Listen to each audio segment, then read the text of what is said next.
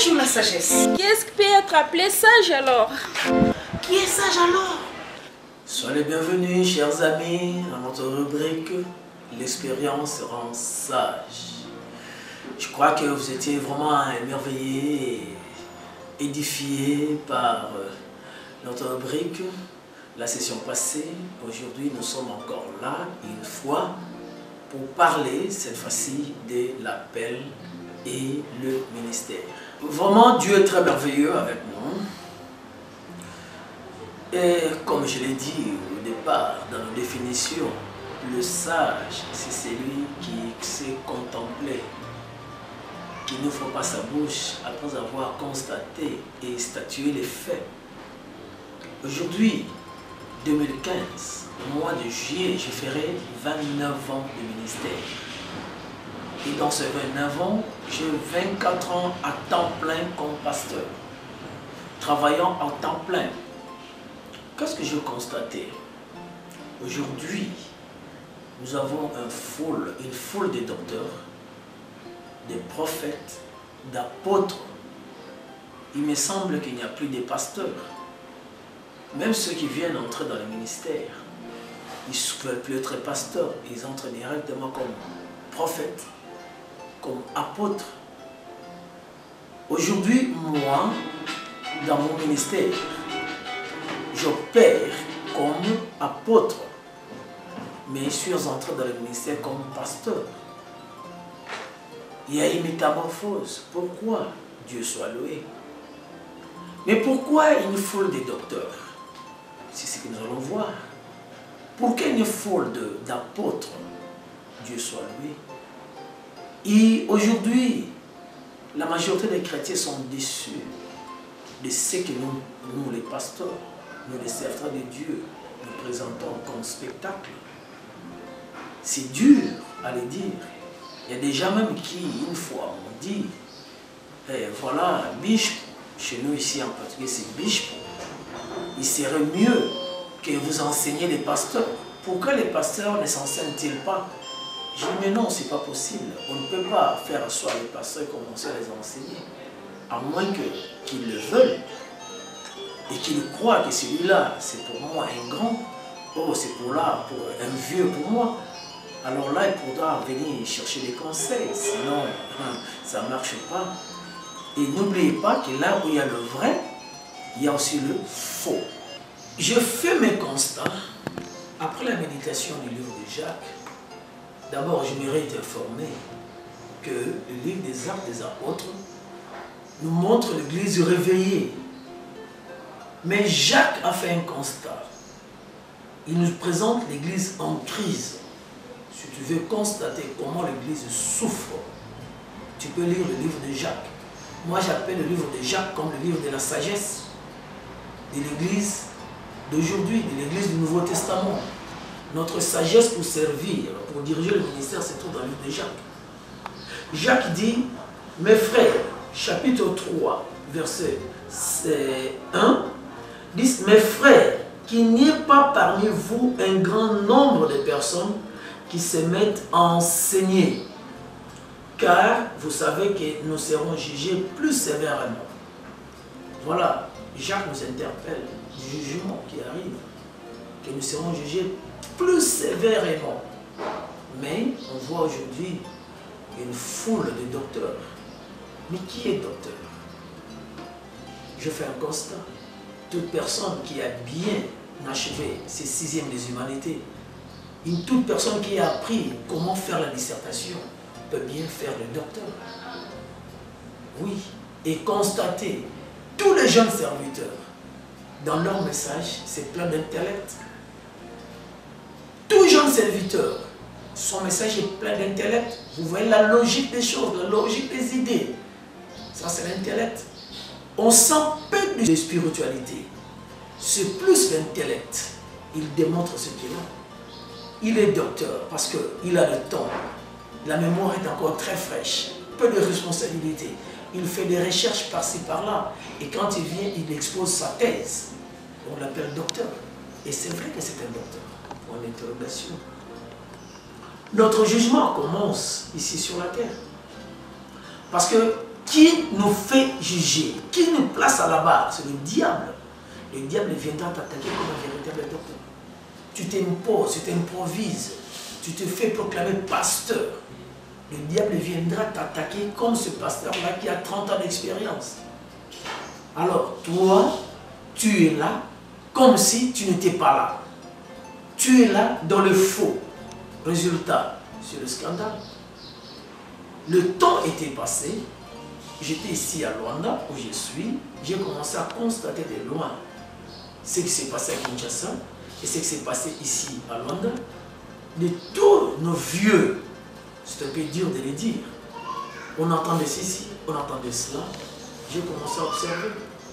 Je me suis dit, mais pourquoi les serviteurs américains, les serviteurs de Dieu nigériens par exemple, ceux qui ont des noms, ceux qui ont fait le nom, pourquoi ils ne sont pas dans le même scandale? J'ai commencé à faire des constats. J'ai vu le temps. Le temps. Ils avaient plus de 20 ans le ministère quand ils ont commencé à faire les noms. Mais nous, à peine 5-10 ans de ministère, nous voulons déjà faire les noms. Tu as à peine conquéri ton quartier. Peut-être pas tout le quartier.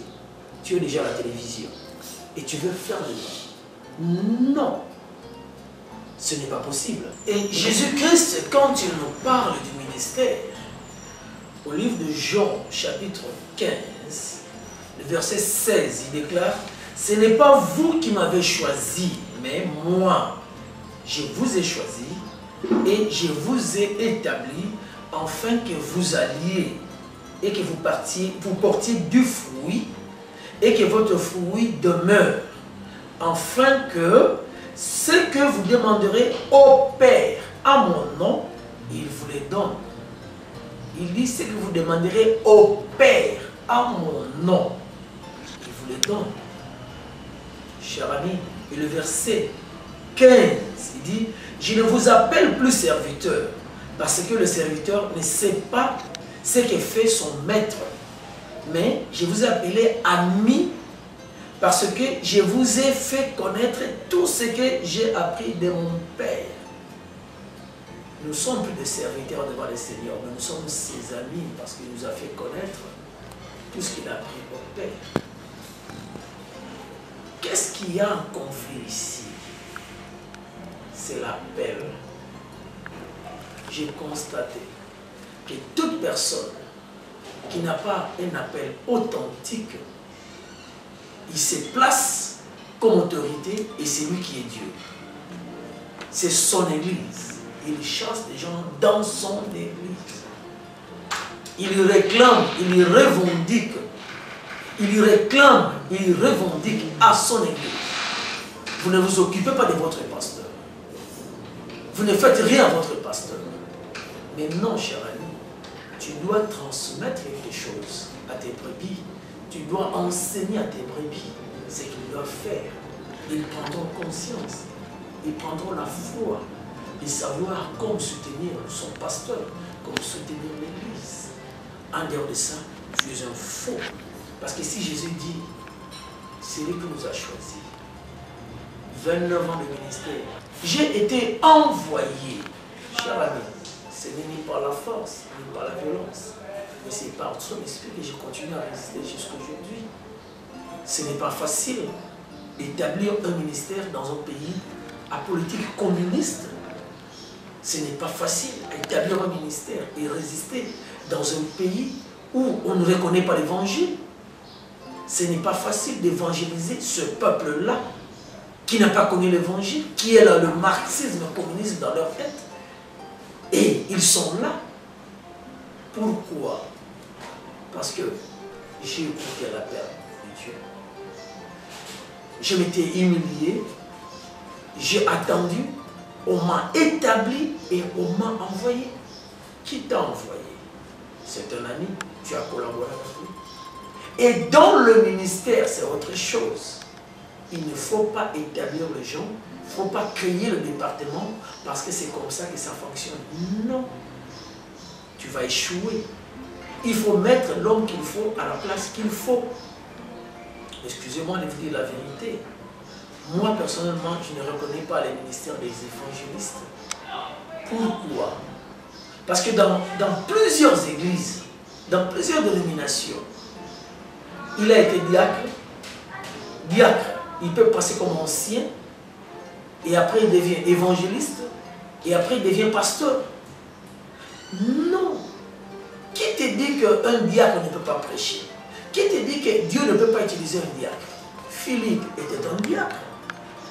Mais aujourd'hui, on doit passer par évangéliste, après on devient pasteur. Mais non, ça ne peut pas être. L'évangéliste, il est dans les 5 ministères. C'est ton leader. C'est un don. C'est un don. Et plus on reste dans le ministère, on peut s'improviser prophète aussi. Pourquoi? Parce que tu as gagné la sagesse, tu as acquis la sagesse. Tu vois comment les choses se manifestent. Tu peux commencer à dire des choses qui s'accomplissent, mais tu n'es pas prophète. Il faut attendre ton temps. On peut aussi s'improviser apôtre. Mais non. Tu vas recevoir des chocs. Tu vas recevoir des persécutions comme Paul l'a reçu. Parce que l'apôtre, c'est sur une nation. L'apôtre, tu as sur toi toute une nation. Et alors, si ta vision n'est pas pour toute une nation, si ta vision n'est pas pour au-delà des frontières, alors tu seras attaqué, comme l'apôtre Paul. Parce que plus l'arbre monte, plus il reçoit des coups de vent. Et n'oublie pas, en dépit de son séjour dans l'eau, le morceau de bois jamais ne deviendra un poisson. Alors, toi, parce que tu es un ancien, dans l'évangile, tu dis non, non, maintenant je dois être apôtre. Tu peux avoir 2, 3 églises, mais tu n'es pas encore apôtre, tu dois attendre la révélation de Dieu. Alors quand tu seras établi apôtre, l'onction aussi sera de l'apôtre. L'apôtre doit s'affirmer par des signes, des prodiges et des miracles accompagnants. Pour le pasteur, nous ne sommes pas très exigeants, mais pour l'apôtre, c'est vraiment exigeant. Alors, cher ami, Jésus veut que tu sois son ami. Alors, faute d'accomplissement de la parole, ce n'est pas étonnant qu'au milieu de nous, que nous ayons des faux. Et ces faux, ils font des choses comme ils croient. Et l'onction faisant des faux, ce n'est pas étonnant qu'ils se déguisent aussi en ange de lumière. Oh, ils prêtent service à l'ange de lumière. Comprenez mon langage. Et le faux, quand les persécutions viendront, quand les attaques viendront, automatiquement il va succomber. Je te le répète, plus l'arbre monte, plus il reçoit des coups de vent. Plus tu montes dans le ministère, plus tu recevras des coups de vent. Alors quel type de vent? Quel type de vent? Tu en auras tout. Le diable attaque dans les finances, il attaque dans les femmes. 2 choses qui perturbent le ministère. Alors, ce sont là les 2 choses aussi qui font annuler les ministères, qui amènent les pasteurs dans les faux. Est-ce que je suis un super? Non. Sa grâce me suffit. Par sa grâce, je suis ce que je suis. Et sa grâce fait que je puisse travailler très dur.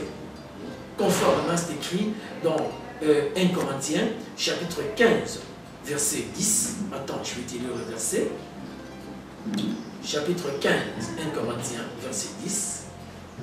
Il dit: par la grâce de Dieu, je suis ce que je suis. Et sa grâce envers moi n'a pas été vaine. Loin de là, je travaillais plus que tous. Non pas moi toutefois, mais la grâce de Dieu qui est en moi. Aujourd'hui, nous utilisons la parole grâce pour échapper, pour présenter nos difficultés, pour nous justifier. Mais au contraire, la grâce pourvoit l'onction, la grâce pourvoit la sagesse, la grâce pourvoit l'autorité, la grâce pourvoit la puissance additionnelle. La grâce fait de toi un extra-humain. Alors c'est sérieux, cher ami. Comment tu vas? Ah, je vais bien grâce à Dieu. Non, non, non. Paul dit, par sa grâce, j'ai travaillé plus que tous. Que tous. Mais nous, aujourd'hui, dans sa grâce, nous sommes dans la faiblesse. Non. C'est important. Très important. N'utilisez pas la grâce en vain. Parce qu'au temps favorable, il t'a secouru. Il t'a écouté. C'est pourquoi, dans sa grâce, nous travaillerons plus. Que faire si là où tu es dans le faux? Cher ami, c'est pour ton salut, c'est pour ta prospérité, c'est pour la vie abondante pour toi. Tu as fait alliance avec Jésus, tu n'as pas fait alliance avec un pasteur. L'alliance avec le pasteur vient après l'alliance avec Jésus. Pour ton bien, tu peux changer d'église. C'est très fort de le dire. J'ai appris ça. J'ai appris ça dans la leçon de leadership. Quand dans la position où tu es, tu ne vois pas bien l'horizon, il faut changer de position. Change de position. Va vers le vrai. Parce que de ta communion avec ce pasteur dépend aussi ta bénédiction. Il est écrit 2 Chroniques 20-20. C'est quoi? Crois à Dieu pour ta sécurité et crois à ses prophètes pour ta prospérité. Alors, quand l'homme qui est devant toi ne t'amène pas à la prospérité, tu vas continuer à le croire. C'est bien, mais tu iras vers la déroute. Alors, nous les pasteurs, nous sommes les sources de bénédiction pour notre vie. Dieu soit loué.